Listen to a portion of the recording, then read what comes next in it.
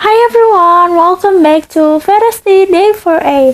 Jadi di video kali ini aku akan menjelaskan sedikit dari penjelasan opini yang saya terbitkan di artikel dengan judul sebagai berikut.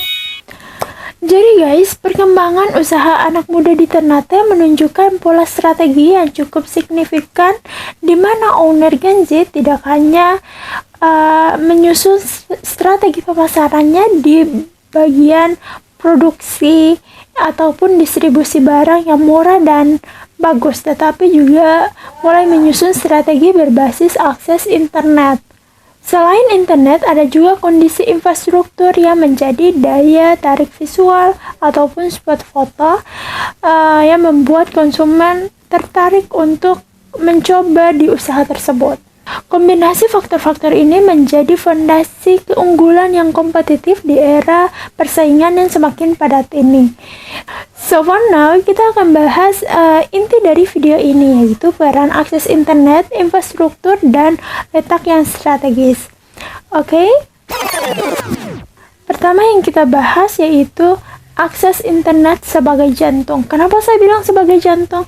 Karena bagi Gen Z di Ternate ini, internet bukan sekedar alat komunikasi ataupun promosi bagi owner, tetapi sudah menjadi kebutuhan utama konsumen untuk memilih sebuah tempat, entah itu adanya komunitas, adanya sebuah meeting, ataupun adanya perkumpulan seperti nongki. Jika dulu wifi hanya bagi pelengkap, kini koneksi internet yang cepat dan stabil menjadi keunggulan yang kompetitif bagi seorang konsumen. Kenapa? Karena sekarang Gen Z itu yang nongki bukan hanya sekedar nongki aja, ngobrol santai, no.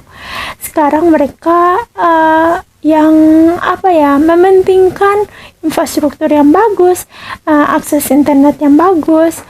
Kalau di bagian akses internet ini, kebanyakan anak muda yang sering live streaming di TikTok ataupun di Instagram.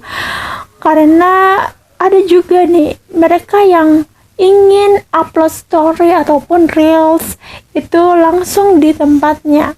Seperti hari ini aku duduk, hari ini juga akan aku upload. Bukan main nunggu-nunggu. Ada orang yang seperti itu.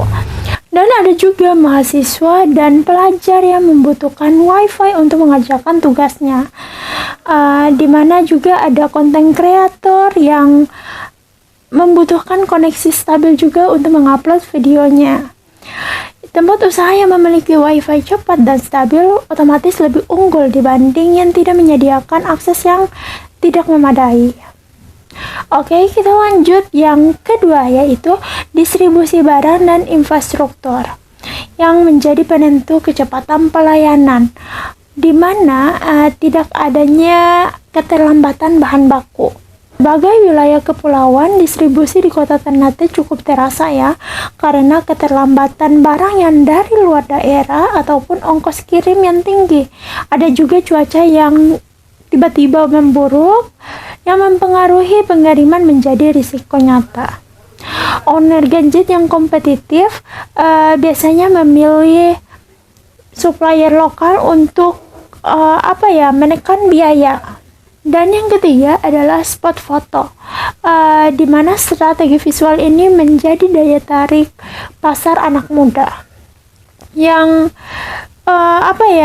banyak usaha Gen Z menyadari nih bahwa desain interior sebagai strategi pemasaran mereka, karena tempat yang estetik dan instagramable, dan membuat para instagramable itu tertarik dengan desain interiornya. Spot foto juga menjadi media promosi gratis bagi pelanggan yang menyukainya, dan kemudian ada juga nih identitas visual brand. Misalnya di Ternate ini hanya satu kafe yang menyediakan kameramen yang mengupload pelanggannya di Instastory kafenya, yaitu pertigaan. Kafe pertigaan itu seperti itu yang membuat banyak anak muda yang tertarik ataupun gen milenial untuk mencoba di kafe tersebut. Kemudian ada juga di Sinar Gemilang. Sinar Gemilang itu menyediakan foto booth. Foto booth itu ya gimana ya, bahasanya kayak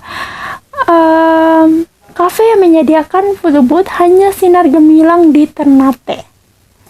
Oke, dan itu membuat daya tarik kunjungan yang berulang dari konsumen.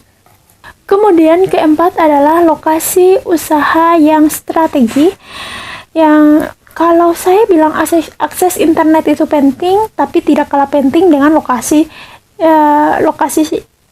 tempat, di mana lokasi ini menjadi paling utama di dalam strategi usaha kita. Banyak usaha muda lebih mementingkan seperti lokasi yang strategi di area pusat ataupun di area dekat kampus. Tapi menurut saya lebih baik mencari dengan area parkir yang lebih luas, karena banyak kafe yang sekarang menutup akses masyarakat untuk melewati jalannya karena parkir yang kurang luas dan parkir yang lumayan sempit. Dari keempat yang tadi saya sebutkan, kemudian muncul pertanyaan nih, fokus pada pelanggan atau fokus pada pasar? Sebenarnya kita membutuhkan fokus pada pelanggan. Kenapa? Karena pelanggan yang menciptakan pasar tersebut. Bahasanya simpel ya, tapi secara rincinya, jika kita fokus pada pasar, pasar tidak menunjukkan apa yang pelanggan mau. Jika kita fokus pada pelanggan, pelanggan menunjukkan apa yang pasar mau. Oke, mungkin hanya itu saja. Saya Siti Ferawati, pamit undur diri. Wassalamualaikum warahmatullahi wabarakatuh. See you later, guys.